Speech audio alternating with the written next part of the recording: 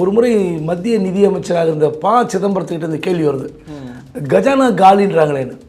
எந்த ஸ்டேட்லேயும் எந்த நாட்டிலையும் கஜானா காலி என்பதே கிடையாது.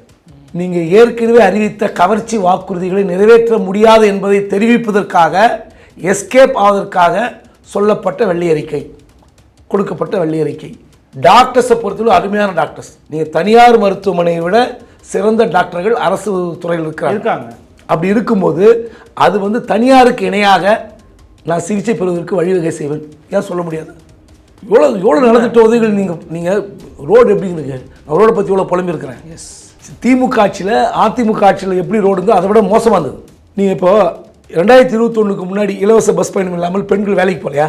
கட்டுறம்மா, காய்கறி விற்கிறம்மா, கீரை விற்கிறம்மாலாம் கோயம்பேடுலேருந்து எப்படி போனாங்க? நம்ம கேள்வி பண்ணுறோமா இல்லையா? அதே திமுக அவங்க teachers, doctors, nurse, pharmacist, conductor, drivers, இப்படிலாம் நீங்கள் போலீஸு இவங்களாம் போட்டுருந்தீங்கன்னா எப்படி இருந்திருக்கும்? கடைசி நேரத்தில் திமுக அங்கே பிரிட்ஜ் தொடங்குது, இங்கே பில்டிங் தொடங்குது, இதெல்லாம் பண்ணாங்கல்ல. கடைசி காலகட்டத்தில் அவசர அவசரமாக திறந்தாங்கல்ல. இதெல்லாம் கூட மக்களுக்கு பிடிக்கல. எல்லா சினிமாக்காரங்களை கூட்டின்னு நீங்கள் விழா நடத்தும் போதே தெரிஞ்சு போச்சு உங்களுக்கு சிக்கல் இருக்குன்னு, பயம் இருக்குது உள்ளன்னு. தண்ணியில் வெளியேற்றுறதுக்கு ஒரு பிளான்டேஷன் போடுறாங்க. போட்ட தண்ணியை ரீசைக்கிள் பண்ணி வெளியே அனுப்புகிறாங்க. இல்லை நொய்யல் ஆற்றில் வருது, இல்லை ஈரோடு காவிரியில் கலக்குதுன்றாங்களே. அது ஒழுக்கமாக அரசாங்கம் பார்க்குதா? அங்கே 2 பேர் இப்போ ஜெயிச்சதில் ஒருவேளை பம்பரத்தில் இருந்திருந்தால் விசிகா மாதிரி, காங்கிரஸ் மாதிரி, ஐஎம்எல் மாதிரி அமைச்சராக இருப்பாங்களே யாரோ ஒருத்தர். எடப்பாடி செய்கிற ஒவ்வொரு தவறும் அந்த கட்சியினுடைய அஸ்திவாரத்தை அசைத்து கொண்டிருக்கு. அவ்வளோதான். இவங்களாம் ஆசைப்பட்டாங்களே. அவர் முதலமைச்சராக ஆசைப்பட்டார் திமுக உதவியோடு. அப்போல்லாம் அவருக்கு வழி தெரியல, வேதனை தெரியல. இன்றைக்கி போகும்போது போகிற உட்காந்து வேடிக்கை பார்த்துட்ருக்கேன். இன்னும் யார் கடம்பூர் ராஜு போனால் அங்கே வெடி போடு, எம்சி சம்பத்தா கடலூர் வெடி போடு, உடுமலை ராதாகிருஷ்ணா அவங்க உடுமலை வெடி போடு. இவர் சொல்கிறது தான். நீங்கள் இது ஒரு மகிழ்ச்சியே கிடையாதுங்க, இது ஒரு மனக்கோளாறு. ஒரு குற்றம் என்று சொன்னால் அதுவே நீங்கள் விமர்சனத்துக்கு உள்ளாகிறதுனா இப்போ என்ன அர்த்தம்? ஒரு குற்றச்சாட்டு வைக்கிறோம், இல்லை கேள்வி கேட்குறோம், அதுவே தப்புன்னா எப்படி கட்சி நடத்த முடியும்? கேள்வி கேட்டு அதன் மூலமாக பிறந்த கட்சி அதிமுக. திமுக பார்த்து கணக்கு கேட்ட கட்சி. மக்களுக்கு இந்த ரெவன்யூ டிபார்ட்மெண்ட்டில் ஜாதி சான்றிதழ், பட்டா, சிட்டா, அடங்கல் இதுக்கெல்லாம் பணம் வாங்கலாம். இதுவே பெரிய விஷயங்க. நீங்கள் இவங்கெல்லாம் உள்ளே வராங்கன்னா, இப்போ விஜய் லஞ்சம் வாங்கக்கூடாது எந்த துறையிலன்னா, இப்போ இவங்க போன பிறகு என்ன பண்ண முடியும்? வாங்கக்கூடாது, அவ்வளோதான்.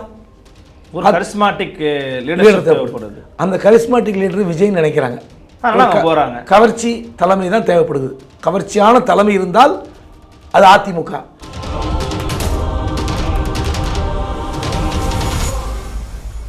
ஃபோர்த் எஸ்டேட் தமிழ் நேயர்களுக்கு அருள்மொழிவர்மனின் அன்பார்ந்த வணக்கங்கள். இது உங்கள் ஃபோர்த் எஸ்டேட் தமிழ் வழங்கும் பெருதனும் பெருதுகள் நிகழ்ச்சி. நம்மோடு இன்றைக்கு சிறப்பு விருது அணிந்திருக்கிறார் பிளாக் அண்ட் ஒயிட் ஊடகத்தின் ஆசிரியரும் மூத்த பத்திரிகையாளருமான திரு குபேந்திரன் அவர்கள். வணக்கம் சார். வணக்கம். எப்படி சார் இருக்கீங்க? நல்லா இருக்கேன். தமிழ்நாடு எப்படி இருக்குது அப்படிங்கிறத குறித்து நேற்றைக்கு தமிழ்நாடு நிதியமைச்சர் திரு மரிய வில்சன் அவர்கள் ஒரு வெள்ளை அறிக்கை கொடுத்துருக்கிறாரு. அந்த வெள்ளை அறிக்கையில் எவ்வளவு கடன் இருக்குது, எவ்வளோ சுமைகள் இருக்குது, எவ்வளோ செலவினங்கள் இருக்குது, இப்படி நிறைய பேசியிருக்கிறாரு. அதை குறித்து எதிர்கட்சியில் இருக்கக்கூடிய முன்னாள் நிதியமைச்சராக இருக்கக்கூடிய மரியாதைக்குரிய தங்கந்தன்ஸ் அவர்கள் அது ஒரு வெற்று அறிக்கை, ஒரு ஹைப் ஏற்றிருக்கிறதுக்காக காமிச்சிருக்கிறாங்க, ஒரு சாக்கு போக்கு சொல்றதுக்காக காமிச்சிருக்கிறாங்க. ஆழம் தெரியாமல் பல வாக்குறுதிகளை அள்ளி வீசினதுனால என்ன பண்ணுறதுன்னு தெரியல, அதனால் விட்டு அறிக்கை தான் அப்படிங்கிறாரு. உங்களை பொறுத்தவரைக்கும் நீங்கள் எப்படி பார்க்குறீங்க? இந்த வெள்ளை அறிக்கையை முன்னாடி பிடிஆர் கொடுத்தாரு, இப்போ இவர் கொடுத்துருக்கிறாரு. How you judge this? கடந்த ஆட்சி காலத்தில் பிடிஆர் பழனிவேல் தியாகராஜன் கொடுத்த வெள்ளை அறிக்கை, இப்போது நிதியமைச்சர் மரிய வில்சன் கொடுத்த வெள்ளை அறிக்கை, இப்போ ஒவ்வொரு ஆட்சி மாற்றும் போதும் அந்த ஸ்டேட்டோட நிதி நிலைமை என்ன என்பது நாட்டு மக்களுக்கு தெரியப்படுத்த வேண்டும் என்ற ஒரு நோக்கம் திமுகவுக்கும் இருந்திருக்கு, தவிகவுக்கும் இருந்திருக்கு. எனக்கு ஒரு சில மாதங்கள் அவகாசம் வேண்டும், நான் கொடுத்த வாக்குறுதிகளை நிறைவேற்றுவதற்கு எனக்கு அவகாசம் வேண்டும். காரணம், தமிழ்நாட்டுடைய கஜானா என்னாச்சு, தொடச்சி எடுத்துகிட்டு போயிட்டாங்கன்றார். தொடச்சி எடுத்துகிட்டு எப்படி போக முடியும்? ஒரு முறை மத்திய நிதியமைச்சராக இருந்த சிதம்பரத்துக்கிட்ட இந்த கேள்வி வருது, கஜானா காலின்றாங்களேன்னு.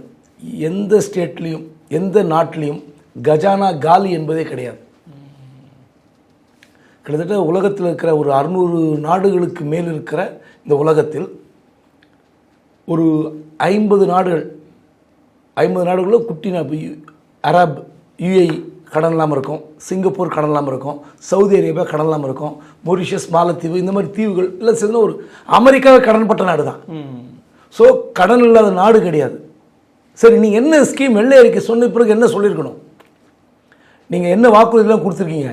எப்போ நிறைவேற்றுவீங்க? மாதந்தோறும் 2500 ரூபாய், அப்புறம் 8 சவரன் 8 கிராம் நகை, மாமன் சீர், பட்டு புடவை, அப்புறம் வேலை 6 சிலிண்டர், அப்புறம் வேலையில்லா பட்டதாரிகளுக்கு 4500, டிப்ளமோ ஹோல்டருக்கு 1500, என்னென்னவோ ஸ்கீம். அதாவது அதுதான் முன்னாள் நிதியமைச்சர் தங்கந்தன் சொல்கிறார், நீங்கள் ஏற்கனவே அறிவித்த கவர்ச்சி வாக்குறுதிகளை நிறைவேற்ற முடியாது என்பதை தெரிவிப்பதற்காக, எஸ்கேப் ஆவதற்காக சொல்லப்பட்ட வெள்ளை அறிக்கை, கொடுக்கப்பட்ட வெள்ளை அறிக்கை.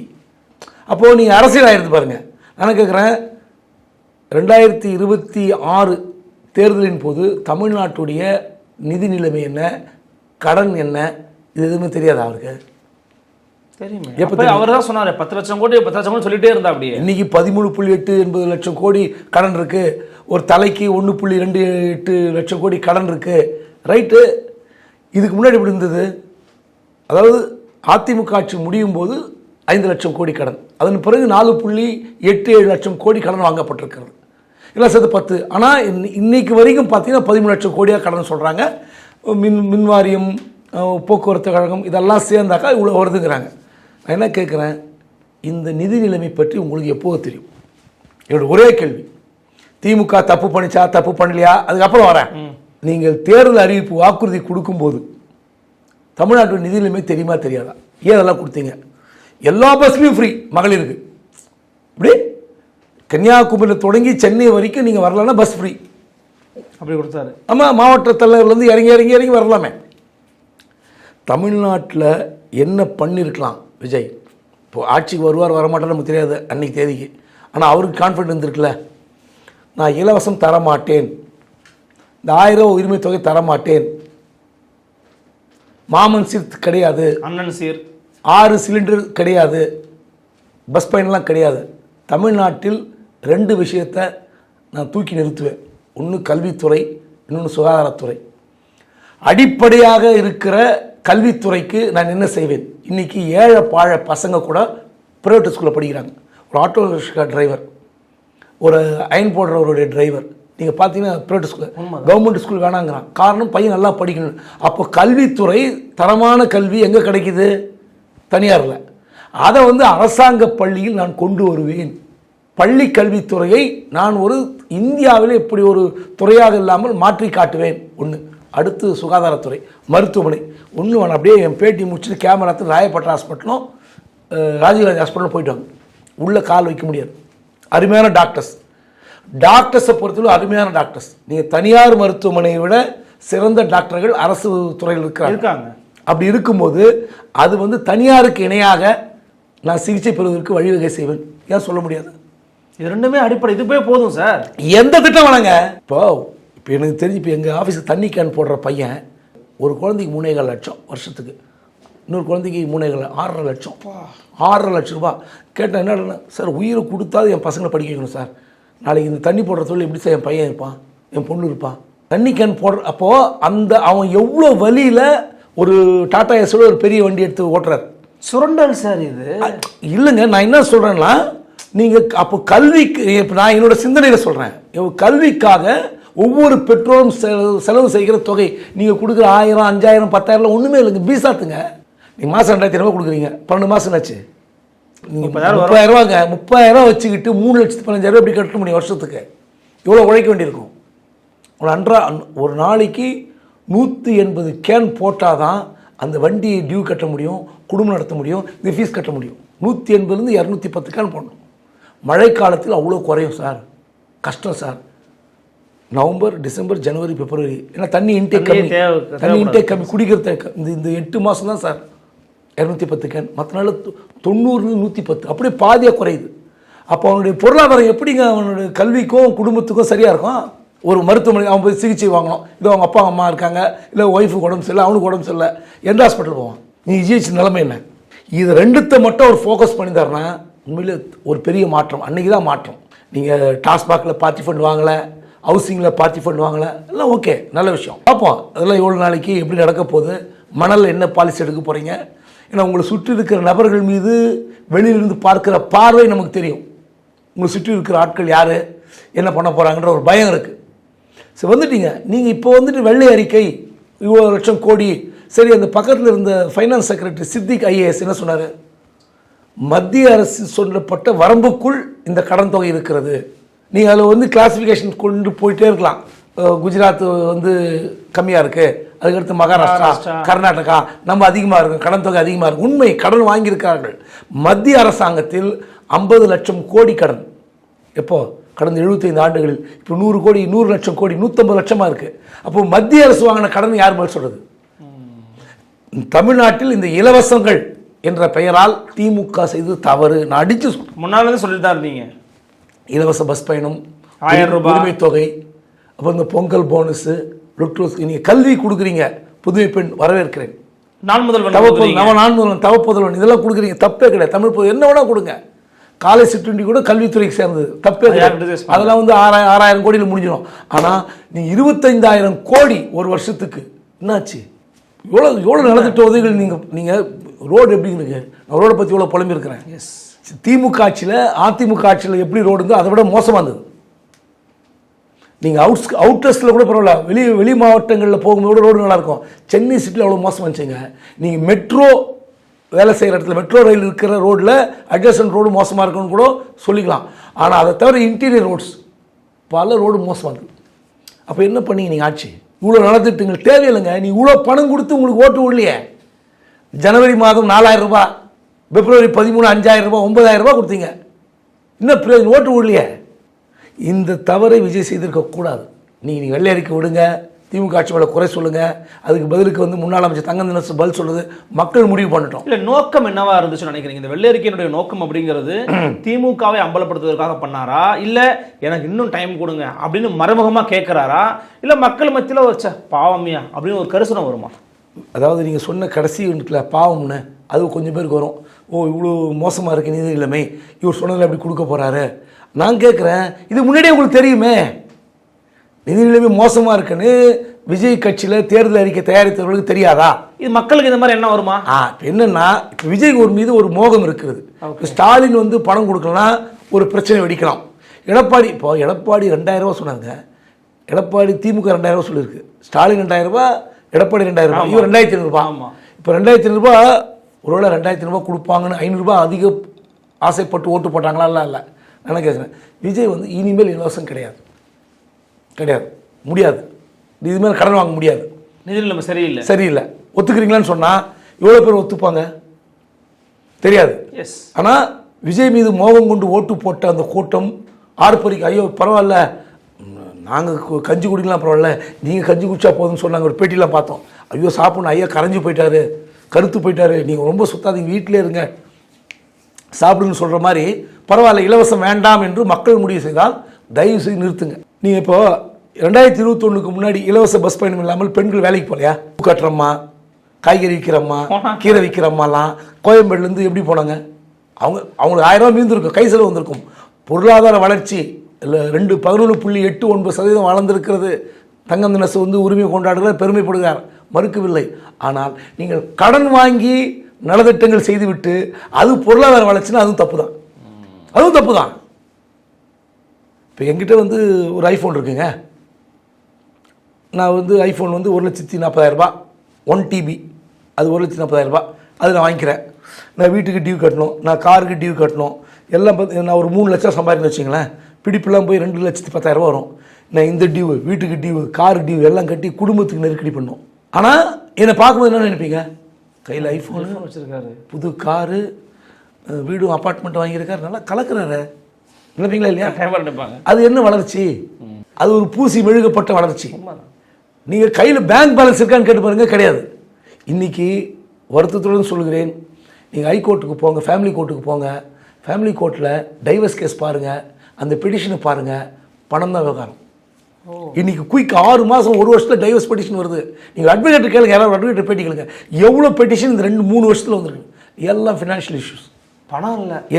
என் கணவர் என்னுடைய சுதந்திரத்துக்கு தடை போடுகிறார், இவ்வளோ பிரச்சனை இருக்குது, அவ்வளோ பிரச்சனை இருக்குது, இது செலவு செய்ய முடியல, சமைக்கவே கூடாதுங்க ஒரு பொண்ணு, நான் சமைக்கவே மாட்டேன்து ஒரு பெட்டிஷன் போட்டிருக்கேன், என்னை சமைக்க சொல்கிறார். நான் டயர்டாக 7:30 8 மணி தான் வரேன், அப்போ ஹஸ்பண்ட் சமைக்கலான்னு ஒரு நீங்கள் கூட கேட்கலாம். இப்படி தான் நீங்கள் மனசில் சிரிக்கிறது பார்த்தா ஏன் சார் மனைவி சமைக்கட்டுமே, மனைவி தான் சமைக்கணுமா? கணவர் வந்து முன்னாடி வந்து அரை மணி நேரம் சமைக்கக்கூடாதா? இப்போ அது அவங்க அட்ஜஸ்ட்மெண்ட், யார் சமைச்சு சாப்பிட்றதுன்றது வேற. ஆனால் இப்படி ஒரு பிரச்சனை இதுக்காக டைவர்ஸ் அப்போ எப்படிங்க 30 நாள் எப்படிங்க ஸ்விக்கி சமோட்டோல போட்டு சாப்பிடுவோம்? அதுக்கே சம்பளம் போயிருமே. பிரச்சனை பொருளாதாரத்தில் நிற்குது. அதனால அவங்கவுங்க தன்மை, இந்த மாநிலம், நம்ம மாநிலம் பொருளாதாரத்தில் வளர்ச்சி அடையணும், தப்பு இல்லை. தொழிற்சாலை பெருகணும், வேலை வாய்ப்பு பெருகணும், கல்வியும் சுகாதாரம் தரமாக இருக்கணும். அது போதுங்க. நீங்கள் பசங்க படிச்சுட்டு வேலைக்கு போக துடிக்கலாம்ல, வேலை வாய்ப்பு. நீங்கள் கடந்த திமுக ஆட்சியில் உள்ள பேர் வேலை வாய்ப்பு கொடுத்தாங்க. நீங்கள் என்ன சொன்னீங்க? எப்படி மோடி நம்ம கேள்வி பண்ணுறோம்ல, வருடத்திற்கு 2 கோடி பேருக்கு வேலை வாய்ப்புன்னு சொன்னார், கொடுத்தாரா? நம்ம கேள்வி பண்ணுறோமா இல்லையா? அதே திமுக அவங்க teachers, doctors, nurse, pharmacist, conductor, drivers, இப்படிலாம் நீங்கள் போலீஸு, இவங்களாம் போட்டுருந்தீங்கன்னா எப்படி இருந்திருக்கும்? நீங்கள் கவர்மெண்ட் எம்ப்ளாய்மெண்ட் கொடுத்தீங்கன்னா அந்த குடும்பம் உங்களுக்கு தாங்க. எந்த ஆட்சியில் வேலை வாய்ப்பு வருகிறதோ அந்த 4 பேர் இல்லை 10 பேர் கூட இந்த ஆட்சியில் எனக்கு வேலை கொடுத்தாங்க, இவ்வளோ சம்பாதிக்கிறேன், ஓட்டு போடுவாங்க. ஓட்டை மாற்றி போடாதீங்க அப்படின்னு சொன்னாங்கன்னா குடும்பம் கேட்கும். உண்மை. ஏன்னா டீச்சர்ஸ் குடும்பத்தில் வந்தோம், நமக்கு தெரியும் எப்படி பிரச்சாரம் நடக்கும்னு தெரியும். அரசு ஊழியர்கள், ஆசிரியர்கள், யாருக்குன்னு தெரியும். அரசு ஊழியர்கள், ஆசிரியர்கள் எப்படி சொல்லி தருவார்கள் தங்கள் குழந்தைகளுக்கு வேலை வாய்ப்பு, அரசு வேலை வாய்ப்பு. இன்னொரு முக்கியமான ஒரு விஷயம் பகிரணும். கடைசி நேரத்தில் திமுக அங்கே பிரிட்ஜ் தொடங்குது, இங்கே பில்டிங் தொடங்குது, இதெல்லாம் பண்ணாங்கல்ல. கடைசி காலகட்டத்தில் அவசர அவசரமாக தந்தாங்கல்ல, இதெல்லாம் கூட மக்களுக்கு பிடிக்கல. நீங்கள் கடைசி நேரத்தில் செஞ்சால் மக்கள் மனதில் நிற்கும். இப்போ நீங்கள் பாருங்கள், 4000 ரூபாய் 5000 ரூபாய் கொடுத்தது மக்கள் மனசு நிற்கலுங்க. கடைசி நேரத்தில் கொடுத்தீங்களா, எங்களை ஓட்டுக்காக எங்களை விலை பேசுனீங்க, எங்களை ஏமாத்தீங்கன்றான். அப்போ இதே மாதிரி அங்கங்கே பிரிட்ஜ் கட்டினது தரது, கடைசி நிமிஷத்தில் இங்கே பிரிட்ஜ் அங்கே பாலம் பார்த்தீங்கன்னா ஒரே திறப்புழா தான். அப்படியே தமிழ்நாடு ஃபுல்லாக நம்ம 2025 மார்ச் ஏப்ரல் தொடங்கி திறப்புழா தான். அந்த கட்டட திறப்பு நிகழ்ச்சிகள், புதிய புதிய திட்டங்கள். ஆமாம், அது நேரு இண்டஸ்ட்ரி இடத்துல அந்த திருவிழா, அந்த திருவிழா எல்லா சினிமாக்காரங்களை கூட்டின்னு வந்து நீங்கள் விழா நடத்தும் போதே தெரிஞ்சு போச்சு உங்களுக்கு சிக்கல் இருக்குன்னு, பயம் இருக்குது உள்ளன்னு. என்ன அது நடக்கவே நடக்காதுங்க, எப்பவுமே கஷ்டம் அது. அதனால் இந்த வெள்ளை அறிக்கை என்பது எந்தெந்த கட்சி ஆட்சிக்கு வருதோ அந்தந்த கட்சி அறிக்கை விடலாம். ஆனால் இலவசங்கள் மட்டும் நீங்கள் தடுத்து நிறுத்தினால், எது தேவையோ அது தவிர்த்து நிறுத்தினா போதும், தமிழ்நாடு பொருளாதாரத்துக்கு நல்லாயிருக்கும். நீங்கள் மாறி மாறி குற்றம் சொல்வதால் என்ன நடக்க போகுது? இப்போ திமுக வந்து இவ்வளோ வந்து கூடுதல் கடன் வாங்கி விட்டது, நெருக்கடி வந்து விட்டது, என்ன பண்ண போகிறீங்க? நீங்கள் என்ன பண்ண போகிறீங்க? வருவாயை பெருக்குவதற்கு உங்களுக்கு என்ன திட்டம் இருக்கிறது? இன்னொரு வருத்தமான செய்தி சொல்லட்டுங்களா? தமிழ்நாட்டில் புதிய ஆட்சி வந்திருக்கிறது, இன்ஸ்டெபிலிட்டி கவர்மெண்ட் என்று சொல்லி முக்கியமான ஒரு கார் தொழிற்சாலை நிறுவனம் தன்னுடைய எக்ஸ்பேன்ஷனை நிறுத்திவிட்டு குஜராத்துக்கு சென்று விட்டது. விசாரிச்சுங்க எந்த நிறுவனம், நீங்கள் ஒரு நாள் பேட்டி எடுத்து போடுங்க. தன்னுடைய எக்ஸ்பேன்ஷன் இருந்த நிறுவனம் இருந்து இப்போ இங்கே கார் தயாரிப்பில் இருந்து கொண்டிருக்கிறது. அந்த நிறுவனத்துடைய எக்ஸ்பேன்ஷன் இன்ஸ்டெபிலிட்டி கவர்மெண்ட், இங்கே தான் பிரச்சனை வரப்போகுதுன்னு நிறுவனம் குஜராத் போயிடுச்சு. மோடி கூட இழுத்துருக்கலாம், மிரட்டி இருக்கலாம், அது வேற விஷயம். இங்கே இன்னொரு கவர்மெண்ட் இல்லை, இன்னொரு பில்டிங், இன்னொரு கட்டுமான நிறுவனம் ஆந்திராவுக்கு போகுது, ஒரு பெரிய ப்ராஜெக்ட் பண்ண போகிறாங்க, அது போகுது. காரணம் அவங்களுக்கு பயம். ஸோ இப்போ உங்கள் கவர்மெண்ட்டில் நீங்கள் என்ன கொடுக்கணும்? நம்பிக்கை கொடுக்கணும். இண்டஸ்ட்ரி இங்கே வளரணும். தடுமாறி 30 நாட்களில் இண்டஸ்ட்ரி தடுமாறி இருக்கிறதா இல்லையா என்பது நீங்கள் தைரியமாக கேளுங்க, யார் வேணால் பேட்டி எடுத்து போடுங்க. ஏதோ நான் மேம்போக்காக சொல்கிறேன், புரியுது சார், விசாரிச்சு போடுங்க. அதனால் தமிழ்நாட்டில் எப்படிப்பட்ட ஆட்சி என்பதை கோடிட்டு காட்டுவதற்கு, ரோடு மேப் போடுவதற்கு ஒரு அறிவிப்பு வேணும். நீங்கள் வெள்ளை அறிக்கை விடுவதால் ஒரு பலன் கிடையாது. ஒரு பக்கம் கட்சி வந்து ஆட்சி வழியாக அப்படி பேசிக்கிட்டு இருந்தாலும் தாவேக்கா வந்து ஒரு குட்டி அதிமுகவே மாறிக்கிட்டு இருக்கு அப்படின்னு சொல்கிறாங்க. முன்னாள் அமைச்சர் திரு விஜயபாஸ்கர் அவர்கள் எம்எல்ஏ பதவி ராஜினாமா பண்ணியிருக்கிறாரு, அவரும் அங்கே தான் போய் சேர போகிறதா சொல்கிறாங்க. இப்போ பேசிக்கிற நேரத்தில் மரியாதைக்குரிய மதிமுகவின் ஐயா திரு வைகோ அவர்கள் சிஎம்ஐ போய் பார்த்துட்டு ஒரு கேள்வி கேட்குறாங்க, என்னங்க ராஜினாமா பண்ணுவாங்களான்னு, உங்கள் யூகங்களுக்கெல்லாம் பதில் சொல்ல முடியாது அப்படின்னு சொல்லியிருக்கிறாரு. நான் போனது ஸ்டெர்லைட்டை திறக்கிறதுக்கு ஒரு பிளான் பண்ணுற மாதிரி தெரியுதுப்பா, அதெல்லாம் பண்ணாதீங்க அப்படின்னு சொல்லிட்டு வந்தேன். அதிமுக ஆட்சியிலேருந்து அதுக்கு பிறகு வந்த பல கட்சிகளும் சமரசம் தான் பண்ணாங்கன்னா திமுக ஆட்சி சேர்த்தான்னு சொல்கிறா அப்படி அவர். இதுக்கு நான் 2 பதில் சொல்லணும். 2 கேள்வி கேட்டீங்க. ஒன்று வந்து யூகங்களுக்கு பதில் சொல்ல மாட்டேன், ராஜினாமா பண்ண மாட்டேன் அப்படின்ற ஒரு பதில், இல்லை பண்ண போகிறோம்ன்றது ஒரு பதில், 2 தானே? ஆமாம். அது என்ன யூகங்களுக்கு பதில் சொல்ல மாட்டோம்? எனக்கு புரியல. வைகோ வந்து கற்றறிந்த வழக்கறிஞர், பெரிய அரசியல் அறிஞர், வரலாற்று ஆய்வாளர், உலக அரசியல் அறிந்தவர். நான் உங்களை கேள்வி கேட்குறேங்க, சார் நீ ராத்திரி சினிமாவுக்கு போக போகிறீங்களா இல்லைன்னு கேட்குறேன். போக மாட்டேன். போக மாட்டேன்னு சொல்லணும், மாட்டேன். இல்லை போவேன்னு சொல்லணும். ஆமாம். உங்களுடைய யூகங்களுக்கு நான் பதில் சொல்ல மாட்டேன்னு அர்த்தம். அவர்கள் ஏதோ ஒரு ஆசோலேஷன்ல இருக்காருன்னு அர்த்தம். நான் இன்னும் முடிவு எடுக்கல, ராஜினாமா பண்ண போகிறேன், ராஜினாமா பண்ணி மீண்டும் பம்பர் சேர்ந்து நிற்க போகிறேன் சொல்லிட்டு போங்க. இதுதாங்க கதை. இது சும்மா, அதாவது நேற்று வந்து ஆதவ அர்ஜுன் அவர் வீட்டில் பார்க்கிறார், இன்று போய் விஜய் இவர் பார்க்கிறார். நான் கேட்குறேன், உங்களுக்கு வெளிப்படையாக தெரிஞ்சு போச்சு. என்ன சார் இது?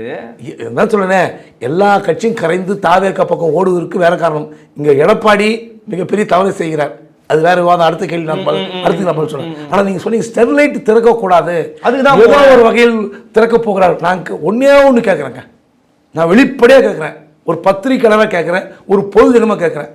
இன்றைக்கு இந்தியாவில் எங்கு காப்பர் உற்பத்தி ஆகிறது எடுத்து பாருங்க கூகுளில். குஜராத்தில் இன்னொரு பிளான் போட போகிறாங்க, அங்கே ஏதாவது பிரச்சனை இருக்கா? சார் மற்றவங்க போனால் பரவாயில்ல சார், அவங்களுக்கு வந்து வேறு ஆப்ஷன் இல்லைன்னு போகிறாங்க. நீங்கள் திமுக கூட்டணியில் நின்று உதயசூரனில் நின்று ஜெயிச்சிருக்கிறீங்க, நீங்கள் எதுக்கு போகணும்? ஏங்க அங்கே 2 பேர் இப்போ ஜெயிச்சதில் ஒருவேளை பம்பரத்தில் இருந்திருந்தால் விசிகா மாதிரி, காங்கிரஸ் மாதிரி, ஐஎம்எல் மாதிரி அமைச்சராக இருப்பாங்களே யாரோ ஒருத்தர். அந்த இயக்கம் வெளிப்படையாக தெரியுது, அவருடைய துரை வைகோ பேட்டிலும் வெளிப்படையாக தெரிகிறது. அமைச்சருக்கான இயக்கம் அவ்வளவுதான், எதுவுமே கட்சி அதில் கட்சி வளரலாம்.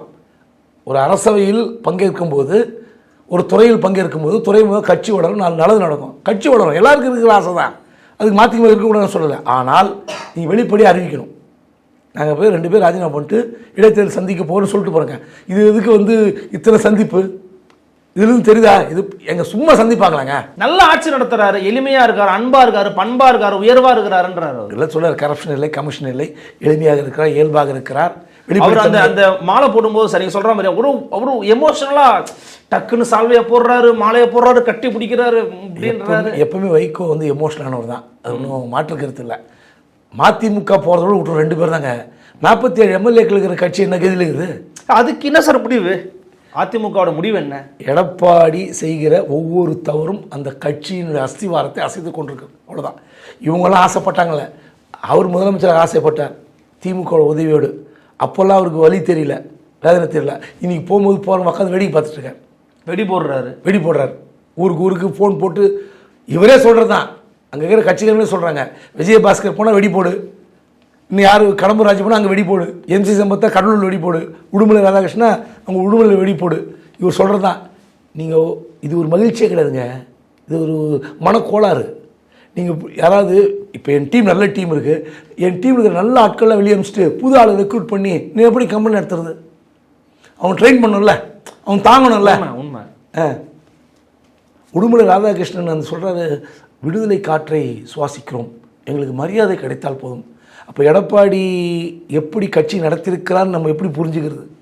பட் வெளியே போகிறவங்கலாம் ஒரு பதவி ஆசையில், பணத்தாசையில், சுகபோக வாழ்க்கை ஆசையில் போகிற மாதிரி உங்களுக்கு தோணலை? ஏன்னா எதிர்கட்சியாக இருக்கிறதுக்கு என்னையா உங்களுக்கு பிரச்சனைன்னு எதிர்கட்சியாக இருக்கக்கூடிய ஐயா தாமோ அன்பரசன் கேட்குறாரு, என்னையா உங்களுக்கு பிரச்சனை அப்படின்னு கேட்குறாருன்ற போது அதில் ஒரு நியாயம் இருக்குல்ல? நியாயமான கேள்வி. அதை உட்கார வச்சு பேச வேண்டியவர் யார்? அப்போ வாங்க உங்கள் பிரச்சனை உட்காருங்க, சரி போனீங்க, ஓட்டு போட்டீங்க, 2 மன்னிப்பு கடிதம் கொடுத்தீங்க, சேர்த்துக்கிட்டேன், என்ன பிரச்சனை? உட்காரு, வா பேசு. என்ன ஏங்க விஜயபாஸ்கர் ஒரு ட்வீட் போடுறாருங்க, கேள்வி கேட்பதே குற்றம், ஒரு குற்றம் என்று சொன்னால் அதுவே வந்து நீங்கள் வந்து விமர்சனத்துக்குள்ளாகிறதுனா அப்போ என்ன அர்த்தம்? ஒரு குற்றச்சாட்டு வைக்கிறோம், இல்லை கேள்வி கேட்குறோம், அதுவே தப்புன்னா எப்படி கட்சி நடத்த முடியும்? கேள்வி கேட்டு அதன் மூலமாக பிறந்த கட்சி அதிமுக. திமுக பார்த்து கணக்கு கேட்ட கட்சி, அது உண்மையாக போய் நம்ம கேட்டால் அது ஒரு பெரிய வரலாறு சொல்லுவாங்க. ஆனால் வெளிப்படையாக மக்களுக்கு என்ன தெரியும்? எம்ஜிஆர் கணக்கு கேட்டார், கேள்வி கேட்டார், வெளியேற்றப்பட்டார். அப்போ கேள்வி கேட்டு வெளியேற்றப்பட்ட இயக்கத்தினுடைய கட்சியில் கேள்வி கேட்ட தப்பா? நான் சொல்கிறேன், தன்னுடைய மகனை ஏதோ ஒரு கட்சியில் கொண்டு வந்து ஏதோ பதவியில் அமர்த்தணும்னு ஆசைப்படலாம், அது கூட தப்பில் அறிவிச்சுட்டு போங்க. ஆனால் நீ இருக்கிறவங்களாம் வெளியேற்றிட்டு, முக்கியமான ஆட்களை வெளியேற்றிட்டு அந்த கட்சி வளர்க்கவே முடியாதுங்க. கட்சி கலகலத்து போயிருக்கிறது. அதிமுகவுக்கு வந்து மிகப்பெரிய நெருக்கடி. இந்த கட்சியை நீங்கள் பொதுச் செயலாளர் போர்டு போட்டுக்கிட்டு கட்சி பார்ட்டி ஃபண்டை இன்ட்ரெஸ்ட் வாங்கி தின்னுக்கிட்டு கட்சி நடத்துவது மிகப்பெரிய தவறு, அது மிகப்பெரிய பழிப்பாகும். 2 திராவிட கட்சிகளை மக்கள் புறக்கணித்திருக்கிறார்கள். இந்த காரணம் என்ன? இதே ஆராயாமல் கட்சி நீங்கள் கலகலக்க வைக்கிறீங்கன்னா இதெல்லாம் வந்து எப்படி ஏற்றுக்க முடியும்? ஒரே ஒரு நபர் கட்சியிலிருந்து வெளியேறுகிறார் என்றால் ஜெயலலிதா அவ்வளோ யோசித்தாங்க. முத்துசாமி 2009 முத்துசாமிக்கு ஃபோன் போட்டு, ஜெயலலிதாவோட இயல்புக்கே அது மாறானது, ஃபோனை போட்டு நீங்கள் போகாதீங்க முத்துசாமின்னாங்க. முடியாதுமா, இனிமேல் முடியாதுன்ட்டு இப்போ திமுக இருக்காரா? திமுக 2009 இங்கே வந்துட்டார். அப்போது அந்த முத்துசாமிக்கு ஃபோன் போடுகிற ஜெயலலிதாவுடைய பண்பு மாண்பு எங்கே? நீங்கள் எல்லாரையும் அனுப்புகிறீங்க, ஓபிஎஸ் அனுப்புகிறீங்க. 2017 தொடங்கி ஜெயலலிதா இறப்புக்கு பிறகு ஒவ்வொருத்தராக போகிறீங்க. செந்தில் பாலாஜி, தங்கத்தமிழ்ச்செல்வன், பாப்பிரெட்டிப்பட்டி பழனியப்பன், ஓபிஎஸ், செங்கோட்டையன், மனோஜ் பாண்டியன், எல்லாரும் போகிறீங்க. இப்போ இவங்கெல்லாம் உங்கள் கட்சியில் இருந்து சட்டமன்றத்தில் நின்றுருந்தாங்கன்னா இவங்களாம் ஒரு 10 எம்எல்ஏ இருந்திருப்பாங்க. அப்போ 107 இடங்கள் வாங்கிய தாவேக்கா 97 வந்திருக்கும். என்ன ஆயிருக்கும்? அதிமுக ஆதரவு இல்லாமல் அங்கே ஆட்சி அமைத்திருக்க முடியாது. நீங்கள் என்ன பண்ணிருக்கலாம்? அப்படி பிரிந்து நான் கட்சி தலைவராக இருக்கேன், யாராவது அமைச்சராங்க அப்படின்னு ஒரு பேலன்ஸ் பண்ணிருக்கலாம். அது வேறு விஷயம். அந்த கூட்டணி எப்படி அமைகிறது அமையாது. ஆனால் எதையுமே நீங்கள் கணக்கிலே வச்சுக்காம நீங்கள் எல்லாரையும் வெளியே அமைச்சிட்டு இருக்கீங்கன்னா தப்புங்க. அரவணைத்து செல்வதும் அனுசரித்து செல்வதும் தான் அரசியல். நிறைய ஒரு கேள்வி, இது தாவேக்கான்ற கட்சிக்கு ஒரு கெட்ட பேர் உருவாக்கு. அதை ஒரு தூய சக்தின்னு சொன்னார். ஐயா விஜயபாஸ்கர் மேலே வழக்கே இருக்குது, குட்கா வழக்குன்னே அவர் மேலே பெரிய வழக்கு இருக்குது. இப்படி ஊழல் சக்தி அள்ளு சில்லுன்னு சொன்ன கட்சியிலேருந்து ஆளை உருவுறதுங்கிறது ஒரு அவப்பேரை உருவாக்காதா தாவேக்காவுக்கு? அரசியல் அப்படி பார்த்தீங்கன்னா இதெல்லாம் எந்த அளவுகோல் வச்சு, எந்த தெர்மாமீட்டர் வச்சு, இல்லை அதுக்கு ஏதோ ஒரு மீட்டர் வச்சு எல்லாம் ஒன்றுமே பண்ண முடியாது. நீங்கள் ஊழல் இல்லாத ஆட்சி அப்படின்னா மக்கள் சில விஷயங்கள் டிரான்ஸ்ஃபருக்கு பணம் வாங்கலை. இப்போ டாஸ்மாக்கு இந்த பில்டிங் இதெல்லாம் கூட பார்த்திங்கன்னா ஒரு எலைட் இஷ்யூ. மணல், டாஸ்மாக்கு, ஹவுசிங் டிபார்ட்மெண்ட்டில் பணம், ஆனால் டிரான்ஸ்ஃபருக்கு பணம் வாங்கலை. மக்களுக்கு இந்த ரெவன்யூ டிபார்ட்மெண்ட்டில் ஜாதி சான்றிதழ், பட்டா, சிட்டா, அடங்கல் இதுக்கெல்லாம் பணம் வாங்கலை. இதுவே பெரிய விஷயங்க. நீங்கள் இவங்கெல்லாம் உள்ளே வராங்கன்னா இப்போ விஜய் லஞ்சம் வாங்கக்கூடாது எந்த துறையிலன்னா, இப்போ இவங்க போன பிறகு என்ன பண்ண முடியும்? வாங்கக்கூடாது, அவ்வளோதான். இவங்க மேலே ஊழல் கரை என்ன பண்ண போகிறாங்க? சரி, நானும் கேட்குறேன், சரி ஊழல் கரையெல்லாம் இருக்குது, இவர் எத்தனை பேர் மேலே கேஸ் போட்டு உள்ள தள்ள போகிறாரு? அதாவது விஜய் ஏற்றுக்கொண்டு அங்கே போனால் லஞ்சம் இல்லைன்னா அதை ஏற்றுக்கணும். இல்லை இவங்க போனால் அது அவர் மாறிடுவார்னா அப்போ அவர் தான் ரிஸ்க் அதிகம். இவங்கெல்லாம் போய் அவரை மாற்றுவாங்கன்னா அவர் தான் எச்சரிக்கையாக இருக்கணும். ஒரு குட்டி அதிமுகவாக மாறினாலும் ஆச்சரியப்படுறதுக்கு இல்லைன்றீங்க நீங்கள்? தாராளமாக அதிமுக இயக்கத்தை எப்படி பாஜக ஒரு கணக்கு போட்டுச்சுல, அதிமுக அழியணும், அதிமுக கரையணும், அப்போ தான் வளர முடியும். சாஃப்ட் இந்துத்துவ கட்சி பாஜக வளரும்னு. அது பாஜகவால் முடியல, விஜய் செய்கிறார், கச்சிதமாக செய்கிறார், வேறு ஒன்றுமே கிடையாது. ஏங்க இவர் எடப்பாடி பார்க்காம வேலுமணி, தங்கமணி, விஜயபாஸ்கர் டீம் விஷயம்லாம் பார்த்தாரு. அப்போ இந்த குற்றச்சாட்டுலாம் இல்லை தெரியாது அவருக்கு. இவர் மீது வழக்கு இருக்குன்னு தெரியும், அப்பவே தெரியும் அவருக்கு. இது ஒரு மேட்டரே கிடையாது. மக்களை பொருட்படுத்த மாட்டாங்க. நீங்கள் எப்படி ஆட்சி ஆள்றீங்க, மக்களுக்கு என்னெல்லாம் லஞ்சம் இல்லாமல் இதெல்லாம் சீராக கிடைக்கிறது, சீரான ஆட்சி நடக்கிறது, அது உணர்ந்தாலே போதும், வேறு ஒன்றுமே கிடையாது. நீங்கள் ஒரே ஒரு விஷயந்தான். ஆனால் விஜய் அதிமுக கபலீகரம் செய்கிறார், அதிமுக இழுக்கிறார் விட அதிமுக லூஸ் பண்ண எடப்பாடி தான் கெட்ட பேர். நீங்கள் இப்போது திமுகலேருந்து அதிமுக போனது, அதிமுக திமுக போனதெல்லாம் எல்லாருக்கும் தெரியும், மாறி மாறி. ஆனால் அதிமுக மட்டும்தான் எப்போதும் கரைந்து கொண்டிருக்கிற கட்சி. எப்போதும் நீங்கள் திமுகலேருந்து அதிமுக போன பட்டியல் பாருங்க, இருக்காது, பெருசாக இருக்காது. உண்மைதான். ஆனால் அதிமுகவில் தான் ஜெயலலிதா இருக்கும்போதும் சரி, அனிதா ராதாகிருஷ்ணன், சேகர் பாபு, முத்துசாமி எல்லாம் வந்தாங்க. 2006 to 2011 ஆட்சியில் வந்தாங்க. தொடர்ந்து திமுக தான் போயிட்டுருக்காங்க. திமுகலேருந்து ஒரு பெரிய ஸ்டேட் லெவல் பர்சனாலிட்டி யாருமே இல்லை. அப்போது அதிமுகவுக்கு என்ன தேவைப்படுது? ஒரு கரிஸ்மாட்டிக் லீடர் தேவைப்படுது. அந்த கரிஸ்மாட்டிக் லீடர் விஜய்னு நினைக்கிறாங்க. போகிறாங்க. கவர்ச்சி தலைமை தான் தேவைப்படுது. கவர்ச்சியான தலைமை இருந்தால் அது அதிமுக. அதை தான் ஆதவர்ஜன் ஒரு பூடகமாக சொன்னார். ஆமாம், சொல்லியிருக்காரு. இதுதான் புது அதிமுக, உண்மையான அதிமுகலாம் இங்கே வந்துருங்கன்றார். அவ்வளோதான். இழுக்கிறதா முடிவு ஆகிப்போச்சே. அப்புறம் நீங்கள் எப்படி உங்கள் மேலே என்ன சாயம், என்ன அழுக்கு, என்ன கரை, அதை பற்றி சேரும். வாங்க, பாஜக வாஷிங் மிஷின் மாதிரி இது ஒரு வாஷிங் மிஷின், அவ்வளோதான். பார்க்கலாம் சார், அந்த வாஷிங் மிஷின் அது எவ்வளோ நாள் நீடிக்குதுன்னு பார்க்கலாம். உங்களுடைய பல்வேறு விதமான கருத்துக்களுக்கும் நேரத்துக்கும் மிக்க நன்றி. நன்றி. நன்றி. சந்திக்கலாம். வணக்கம்.